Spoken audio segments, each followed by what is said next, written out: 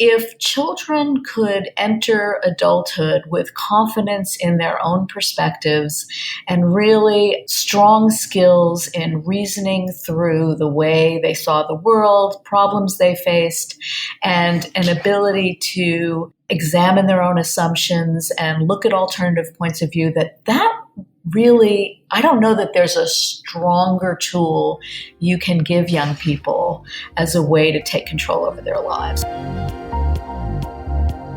Welcome to Think Bigger, Think Better, where we explore how you can apply insights from visionary leaders and the most provocative philosophers and scientists of our time to make your life and our world a better place. Here's your host, author and speaker, Paul Gibbons. Welcome back, everybody, to episode 4 of Think Bigger, Think Better. In a moment, with our guest Jana Mohr Lone, we're going to talk about whether philosophy can or should be taught to children. But before that, let me say where we're going with the show. Upcoming guests include Steven Pinker from Harvard and the former editor of The Economist magazine, Anthony Gottlieb. Those will air sometime in the spring. I'm also planning an episode or two on blockchain and Bitcoin. Is Bitcoin a bubble? Or is it a fundamental change to the way we see money? We've got coming up the physician who runs the Celiac Disease Center at Columbia University to talk about gluten. And finally, I'm trying to put together a series on fake news. We're going to start that next week with Paul Levinson, who's one of today's authorities. So I hope you'll keep coming, and I hope you'll tell your friends. If you'd like to recommend a topic or an individual for a podcast, let me know in the comments or email me. I'd love feedback on the show. Is it too long? Is it too short? What do you think of the intros? And I'd love more ratings on iTunes. And as you know, I'm giving away dozens of books to listeners who rate the show on iTunes. Find out how to do that at the end of the show. I've received a very kind remark from a Denver listener. She said, like you, I prefer to read, but this might be a new medium for me. It's very well done, very informative, and I now want to read Jeremy's books. I look forward to listening to other podcasts. So thank you. Thanks for that feedback.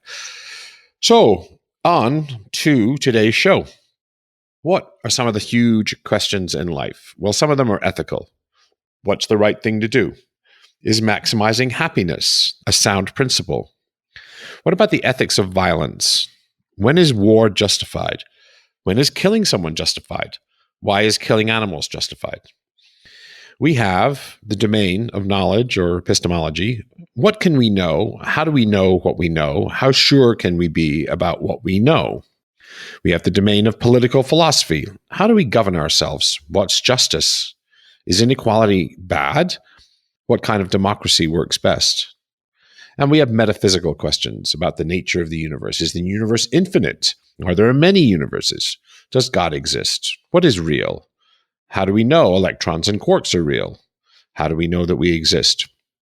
So those are the questions that philosophy asks. And they're cool questions, the big questions in life.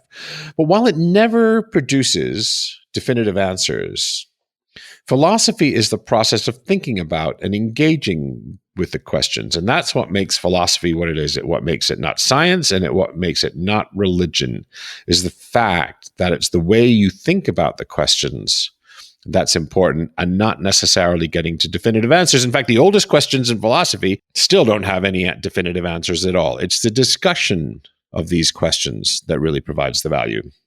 So then there's a question, do you have to be a grown-up to study these questions? Can kids think about them? Do kids think about them? Should kids think about them? And so today's topic is teaching philosophy to children. We have Jana Mohr Lone of the Center for Philosophy for Children. Strangely, I bumped into Jana on Twitter, which isn't unusual. What is unusual is that we went to grade school together. That was something like 50 years ago. And Jana has done something that I've always wanted to do, which is write a philosophy book for children. So she's the founder of the University of Washington Center for Philosophy for Children. The center brings in philosophers and students trained in philosophy into the K-2 through 12 public school classrooms to facilitate philosophical discussion.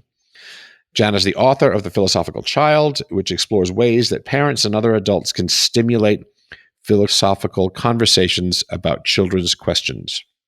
Jana, welcome to Think Bigger, Think Better. So, Jana, what moved you, of all things, to get into philosophy for children?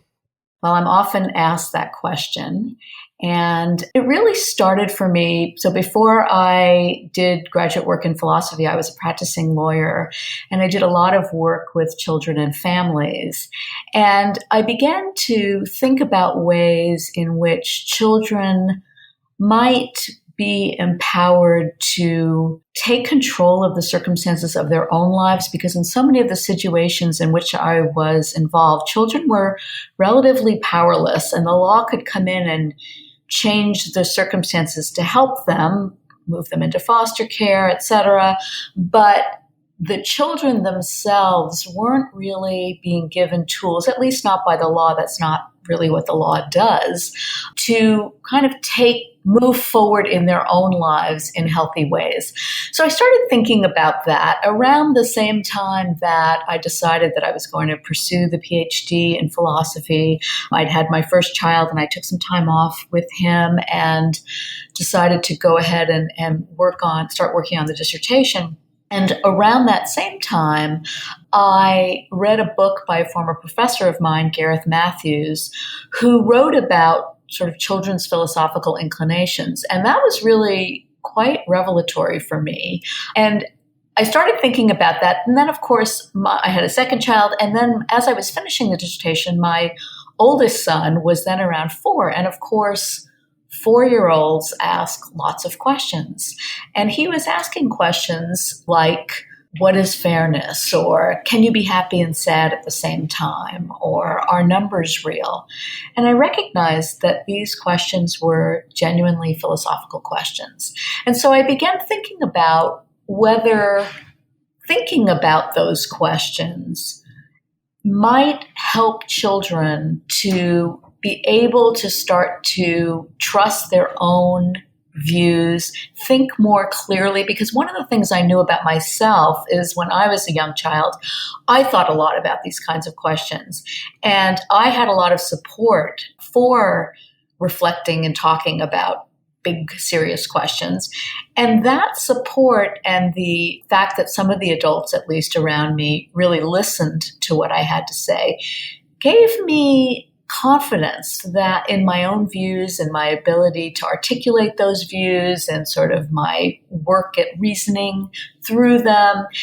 And I thought, if children could enter adulthood with confidence in their own perspectives and really strong skills in reasoning through the way they saw the world, problems they faced, and an ability to examine their own assumptions and look at alternative points of view, that really, I don't know that there's a stronger tool you can give young people as a way to take control over their lives. So I started thinking about that and sort of having these conversations with my own son.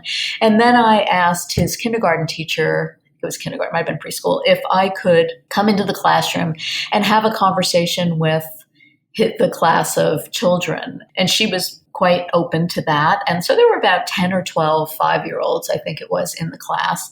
And I came in and I was quite nervous. I'd never taught children before. I taught undergraduates, but not children.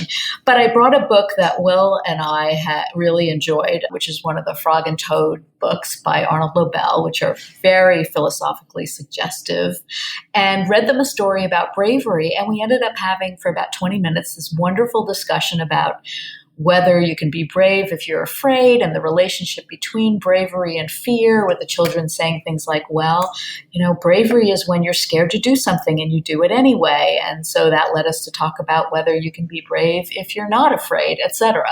And that was sort of the first step, I guess, on my path to doing this work, because I could see, A, that the children were really enthusiastic about engaging in this conversation, and B, that they really had lots of interesting things to say and were willing to dive into the conversation without much trepidation, or at least that's how it seemed. That's an incredible story. So many things came together, your personal life and your professional life. But I guess the theme that runs throughout is empowering children to have great and better lives through giving them skills to reflect and self-confidence, their own thinking and perspective. So that sounds fabulous. That's quite a journey. So I guess as if I take a sort of a practical, the practical is an overused word. Let me take a perspective. Why does philosophy matter as a subject? And why isn't it taught more often?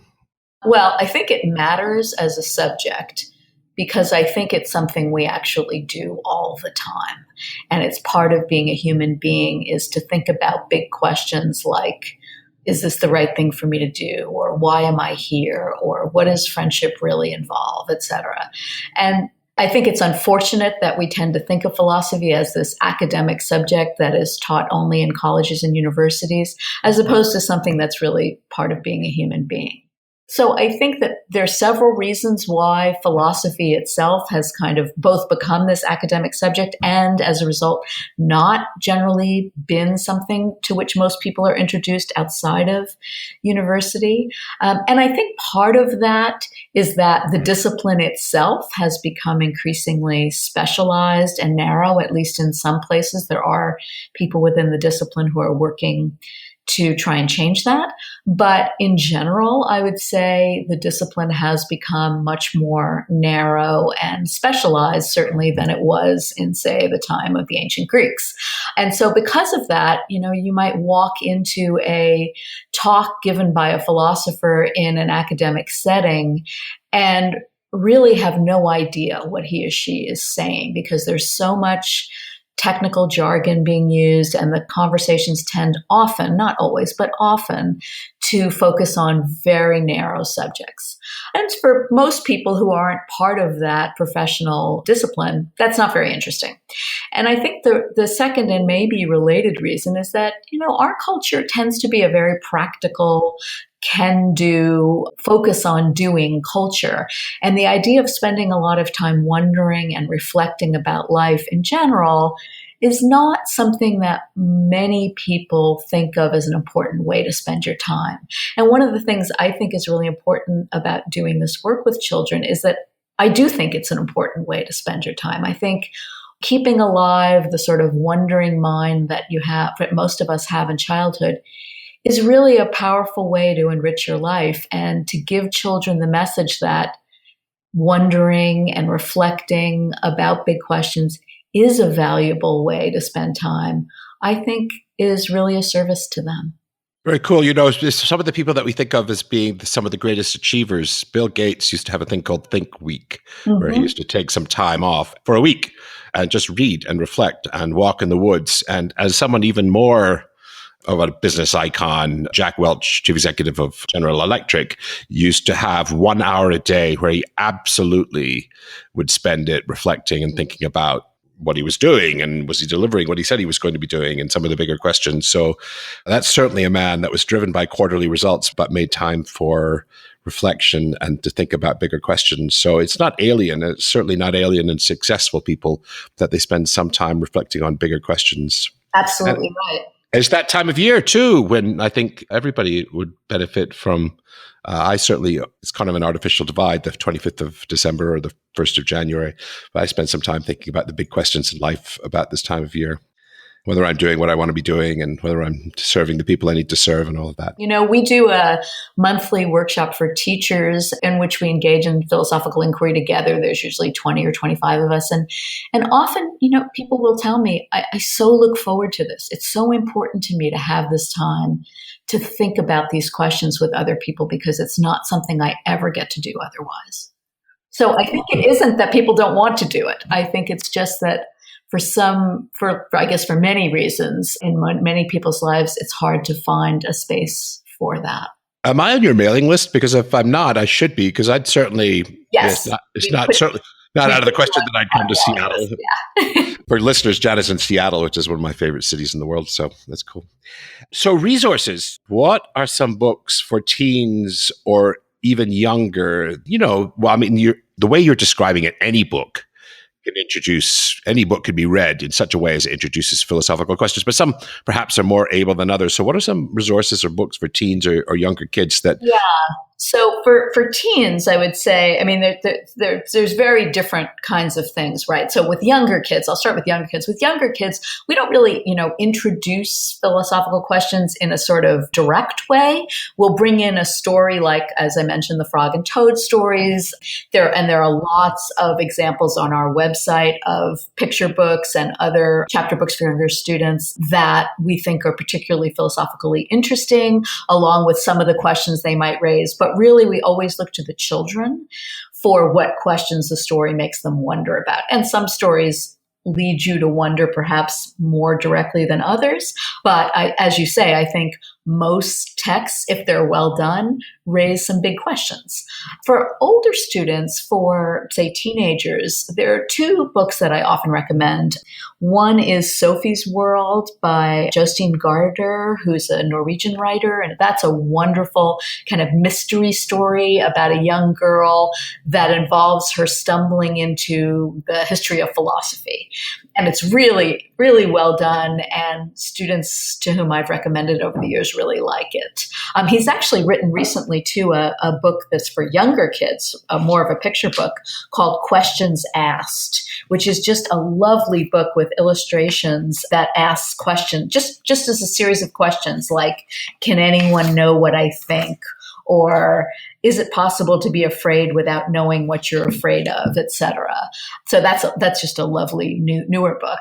And then another book that I often recommend both to teenagers and sometimes to undergraduate students who are not philosophy students, but who are interested in working in classrooms with kids and doing philosophy is Thomas Nagel's book, What Does It All Mean?, which is a really nice, short, I don't even think it's 100 pages, very accessible introduction to some of the big philosophical questions, focusing very much on the questions themselves and not really on the history of what professional philosophers have had to say about those questions. So that's a really nice resource.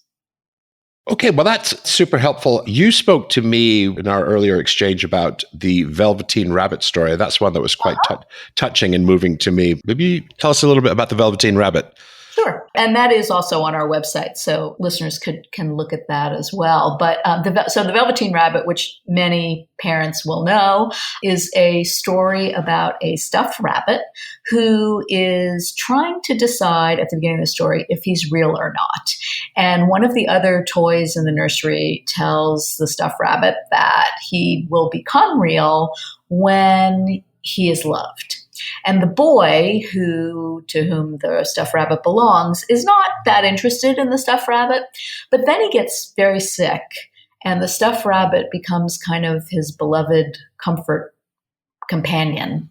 And as a result, the stuffed rabbit realizes at some point that because he is now loved, he's become real. But then they're outside one day, and as I recall, and he runs into a group of rabbits that can move on their own and are speaking to each other and who are eating on their own, etc.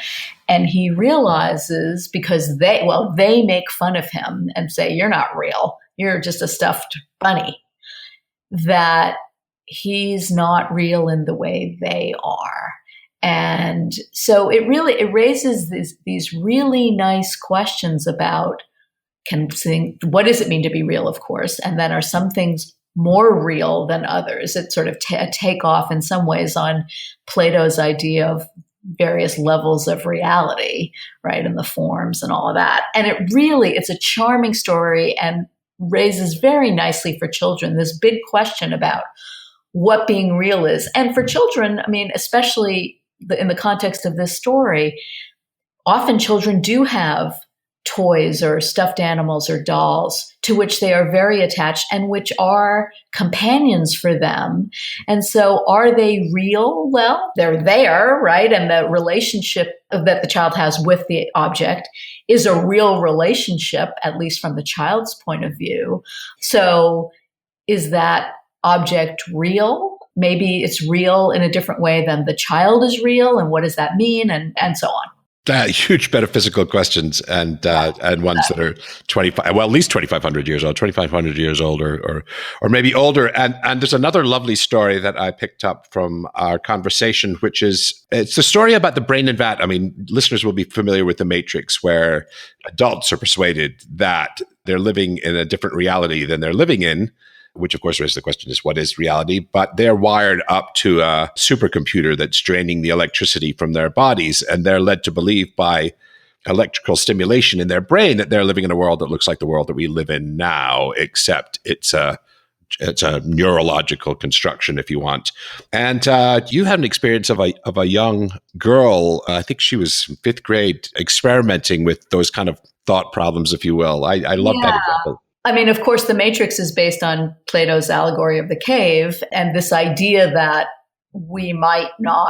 reality might not be what we think it is, right? The relationship between appearance and reality, et cetera. And what can we know about the world? And really, in this class, as I recall, we were focusing more on sort of a Descartes kind of look at knowledge, in which the students were playing with the idea of, could we be in a dream right now? And that led us to, well, how do we know we're not? Well, what do we know? I mean, if we could be in a dream, then all the things we think are real, maybe they aren't real, et cetera, et cetera. So what can we be sure to know? What are we sure of? What do we know we know? And students tested various things, and other students would say, well, you could be wrong about that, because you could be in a dream, or you could be in The Matrix and you could be hooked up to, because at that point, The Matrix was very popular and most of the fifth graders knew that they had seen that film. And then one young girl said, well, I know that I am thinking, because these are thoughts I'm having. So even if I am hooked up to something and I don't have the body I think I have, and I'm not who I think I am, and I don't have the family I think I do, I know that I'm thinking. So I can be sure of that. And of course, that's Descartes' argument, right? I think, therefore I am. And it was just breathtaking to watch unfold. Although I will say it is not that, it is way less infrequent than you might think that children really recreate the history of philosophy and come up with the same kinds of arguments in different ways, of course, and using different conceptual apparatus than that the great philosophers constructed. And of course, if people know one philosophical expression, the one that they know is, I think, therefore I am, cogito ergo sum. They know that. So that's interesting that she derived it from first principles, as it were, at the age of 10 or 11. I can't recall from the story. So. Yeah, right. 10 or 11.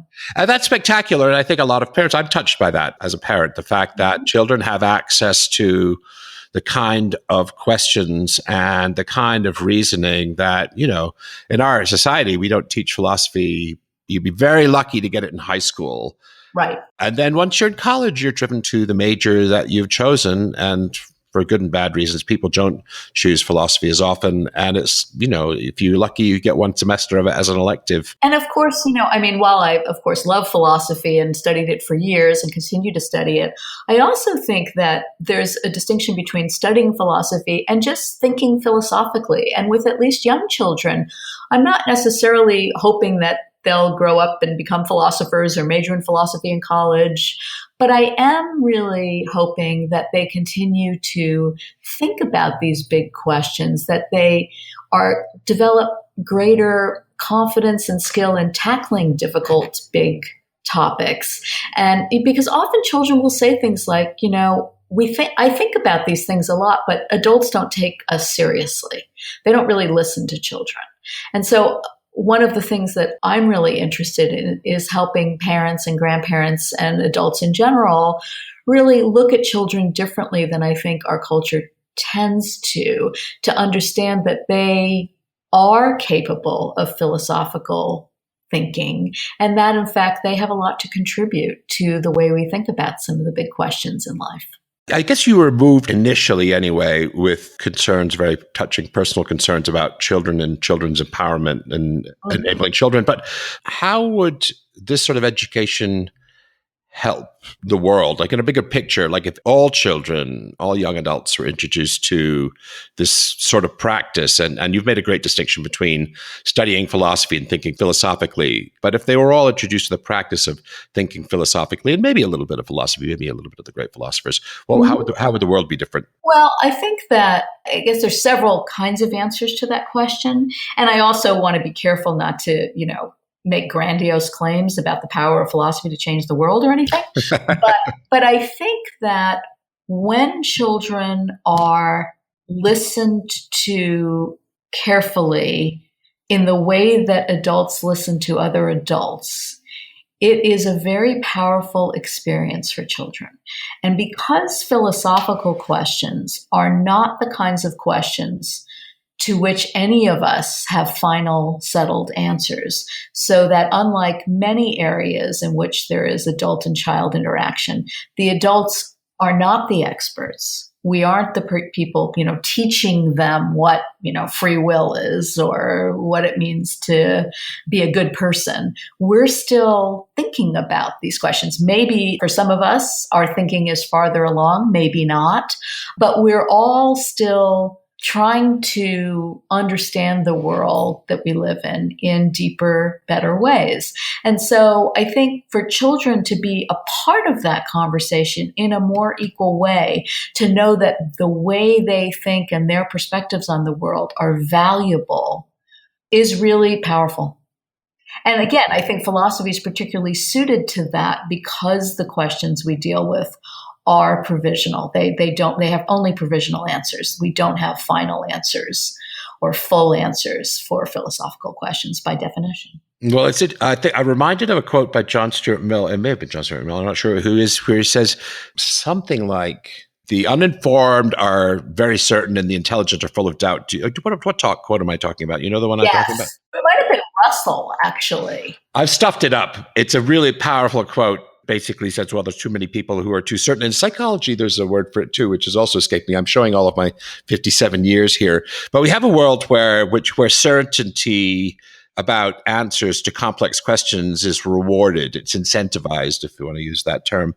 And that's just not the way the world is. And one of the things that's hard to get used to when you start studying philosophy is not, I didn't really start studying it seriously until I was in my 40s.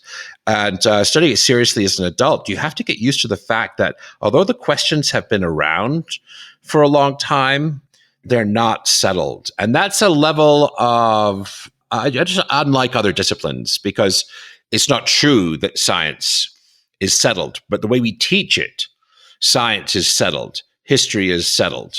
Well, right. I mean, this is the issue. I mean, that school in particular, elementary school and high school, middle school, tend to be answer-centered, right? They tend to be about students learning the right answer and not really question-centered, despite the fact that all of these subjects begin and end with questions, right? I mean, no subject, mathematics, science, history, literature, doesn't continue to have big questions.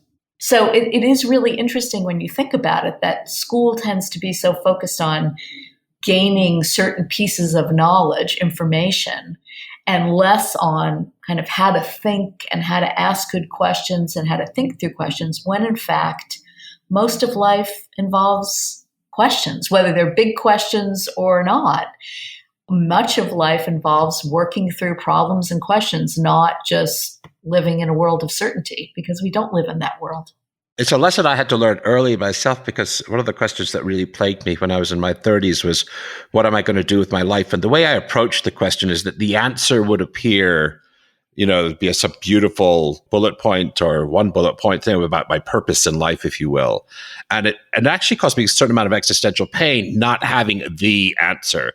And of course, now that I've actually written a book about careers, but now that I have written a book about careers, one of the things that you have to learn about careers is that there isn't an answer, that what you do when you run a career is you have an evolving and something that's a moving target, something that's always changing. And it's not definitive answer. Certainly your careers look like that. Exactly.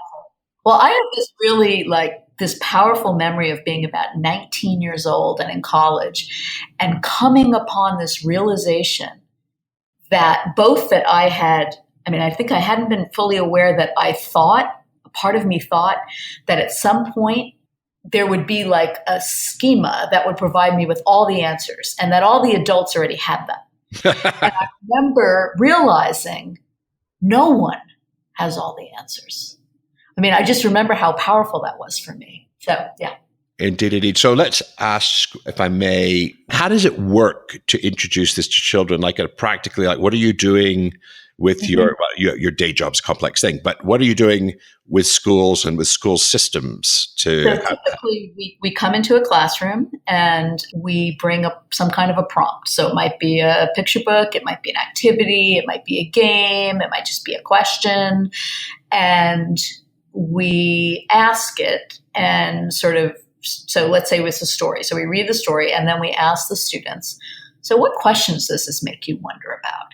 And then there are various ways that we get at the questions in small groups or put them on the board or whatever. And the students choose then which question they would like as a group to tackle. And then we facilitate a conversation about the question, helping so that we are really not trying to direct the content of what is being discussed, but we are focused more on, okay, pushing the students to think more deeply, to give good reasons, to see when they're positing views that are contradictory, to take into account other perspectives, et cetera, to examine assumptions. So we're helping them to think more clearly about these subjects and also wanting to ensure that lots of perspectives on how to see the particular question get out on the table. So trying to engage as many students in articulating their own views about whatever it is as possible.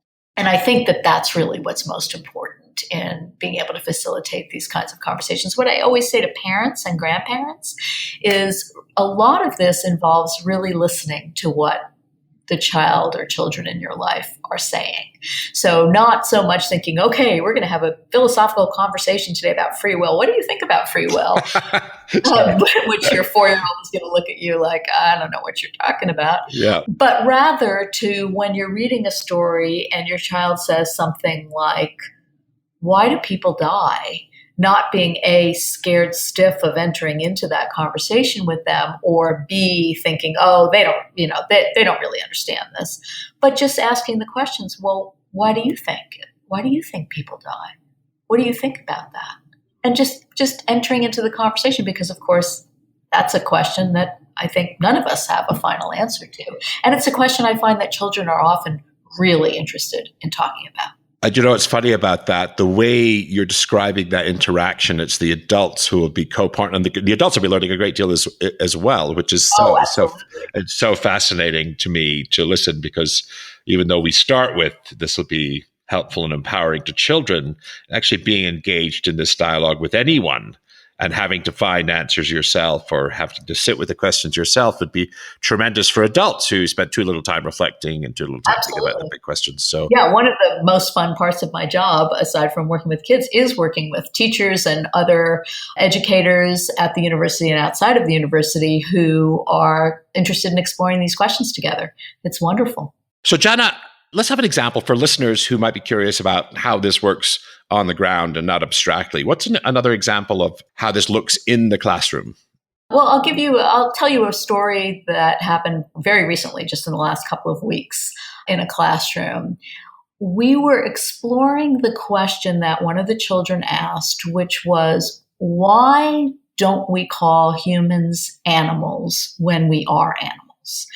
And the student who asked the question explained that what she was sort of puzzling about was that we see ourselves so separate from animals. And where there's human beings and there's animals, she said. But really, human beings we're just a species of animal. We're all animals. And if we called everyone animals, so there's humans, there's giraffes, there's elephants, etc., but we're all in the animal family, would that cause us to treat animals differently? And one child said something like, well, if we use different names for things, it changes how we see those things. And I said, well, what do you mean by that? Well, if you call humans animals, and then you call, lions animals, then it might lead you to start to see lions and humans as connected in ways you wouldn't see them as connected because you call them different things and make them seem like they're so different from each other. But if you call them the same thing, you might change how we relate to animals. And it was just really, I thought, really a wonderful sort of analysis of the way in which naming has an effect on both perception and also ethics, right? The way in which we treat other things or beings, etc. So that's an example. That's great. And of course, there's a very famous, very controversial guy called Peter Singer who introduces that. I don't think he introduces it through the vehicle of what we call things, but he makes a great deal of the distinction between animals, human animals and other animals as being an artificial one. And we make them morally distinct because effectively the way we relate to animals is we could do what we like with them. We can hunt them, we can kill them, we can certainly eat. Most people agree with eating them. And he takes issue with all of that because he thinks the divide between the animal kingdom and the human animal kingdom is one that's more manufactured than shouldn't have moral significance. Let's put it that way. So that's a very interesting philosopher. Well, that's excellent. Let me ask you this. You spend a lot of time, I assume, talking to educators, to people who are school boards or people who are philosophy education or specialists. Yes, and I spend a lot of time with teachers too. Yes. Right. So what are the 2 or 3 things? Let's assume it's a good idea. I think listeners will be sold on that. What are the impediments? What are the biggest things that are in the way of this finding its way into our curricula? Yeah, that's a really good question. And I would say the main impediment is because philosophy is so foreign to most people, as they think it's so foreign to most people in this country, because we don't have philosophy as a required high school subject, unlike most places in the world where philosophy is a required subject. So, for example, philosophy is really starting to make its way into elementary school classrooms in places like France and Italy and the UK, because philosophy is part of the high school curriculum already. And so it's not unfamiliar to teachers. Whereas in this country, philosophy is really unfamiliar and often seen as kind of, as you said at the beginning, sort of esoteric and abstract, etc. So I think the main impediment is really giving teachers the tools to be able to facilitate these kinds of conversations in their classrooms. And we do workshops for teachers and ongoing support for teachers who are doing this in their classrooms.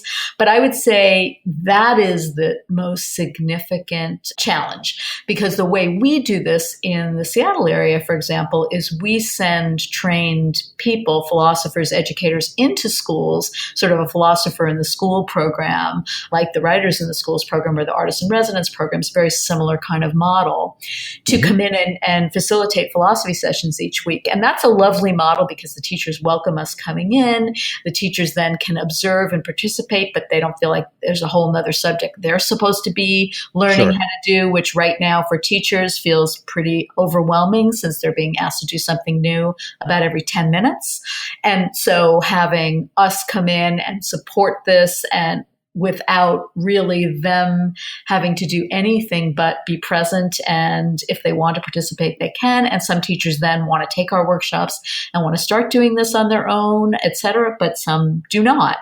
So, and I think to have this be that kind of program, to have it not have to be done by classroom teachers, but to be done by people who are trained in philosophy or how to facilitate philosophical conversations with children, well, there are not that many people, right, who are doing that. So it's like the Artists in Residence programs and the Writers in the Schools programs.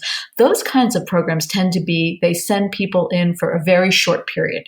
So an artist comes in for, 4 weeks and does a project-based thing with a group of kids.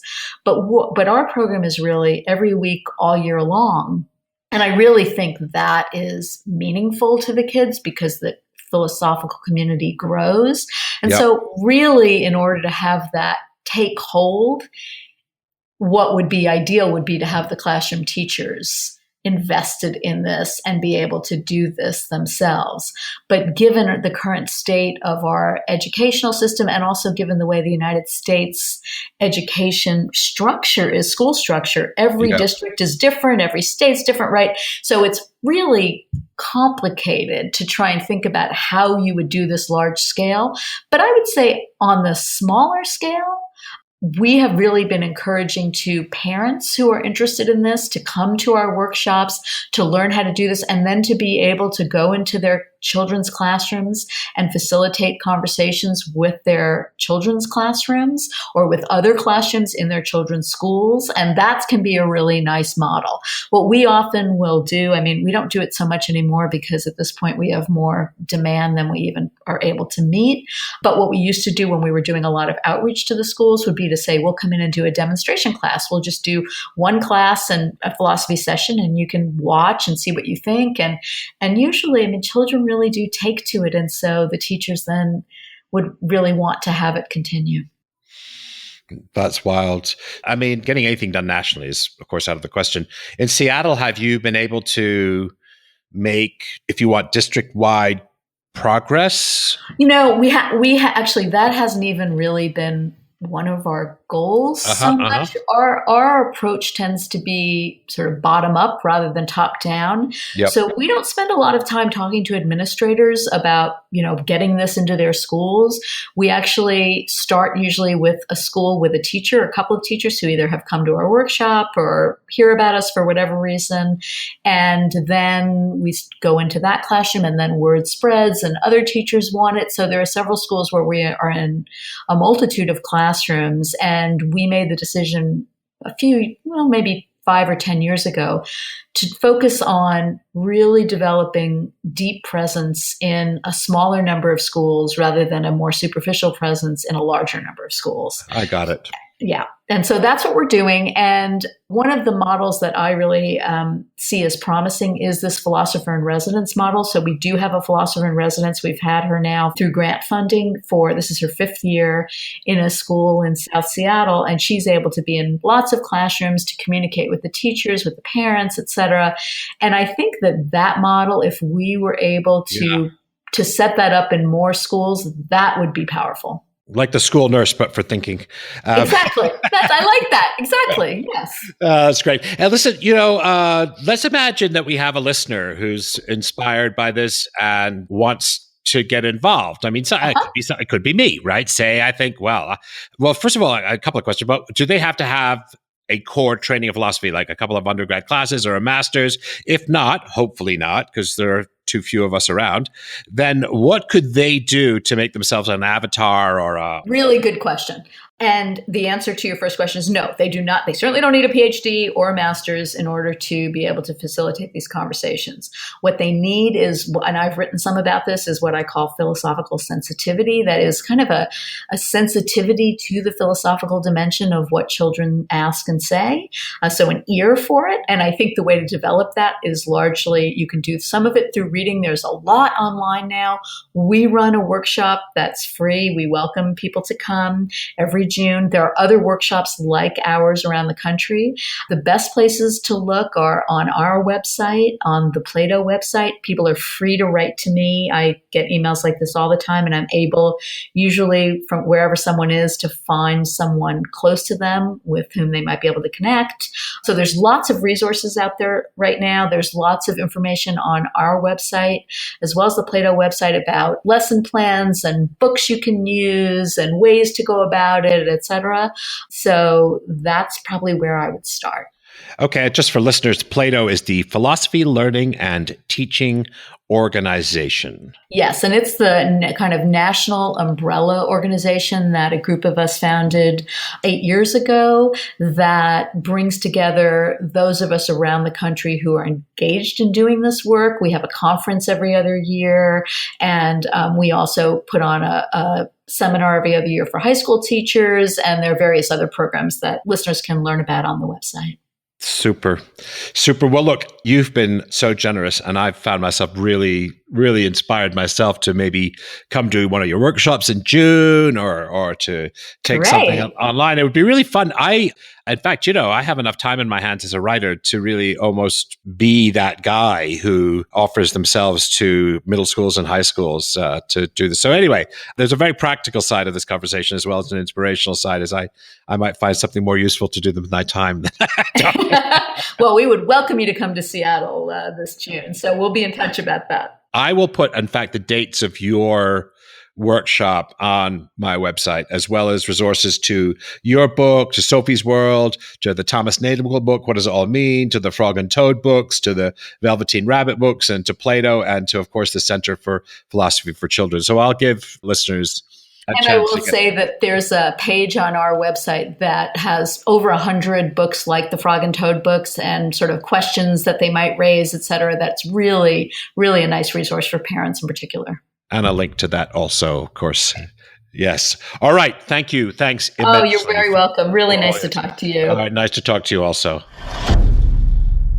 Hi, this is the part of the show where I get to talk about fascinating and interesting books. So one book that we're going to talk about is The Philosophical Child, and I've got a link to that in the show notes. That's Jana's book on how adults and teachers can help encourage philosophical thinking in children, and I really recommend it to you. Another book we mentioned in the show is Sophie's World by Danish author Jostein Gardner. It's a beautiful book. It's told as a mystery story, as a young girl discovers a series of letters from a stranger which ask her to consider the big questions in life. And then her correspondent introduces her gently to the history of Western philosophy, but told through the eyes of we imagine, an 11 or 12-year-old girl. A further book mentioned in the show is Thomas Nagel's book. He's a very famous philosopher and has done some very important work on the theory of knowledge. But his book for lay people, if you will, An Introduction to Philosophy, is called What Does It All Mean? And again, in the show notes on my website, there's a link to that book. Finally, you'll find a link to Plato. Plato advocates and supports introducing philosophy to children and youth through programs, resource sharing, and development of a national network in pre-college philosophy. And the link to Plato, Jana's organization, is also on my website. To celebrate the launch of the show, and to thank you all for listening, I'm going to be giving away books. Lots and lots of books. All you have to do is leave a review in iTunes. We're going to raffle off a book every single week for 12 weeks. So head on over to paulgibbons.net/iTunes to get easy-to-follow directions and let me know the title of your review to make sure that you're entered to win. Thank you. Thanks for listening to this episode of Think Bigger, Think Better. Great ideas are great, but this isn't gospel. Share your critical thinking in the comments. Where do I disagree? What insights were most powerful? If you got value, don't forget to share the value by sharing the podcast. Finally, to get information on book and blog releases and new video content, head over to paulgibbons.net and join the community of thinkers talking about using science and philosophy to make our world a better place.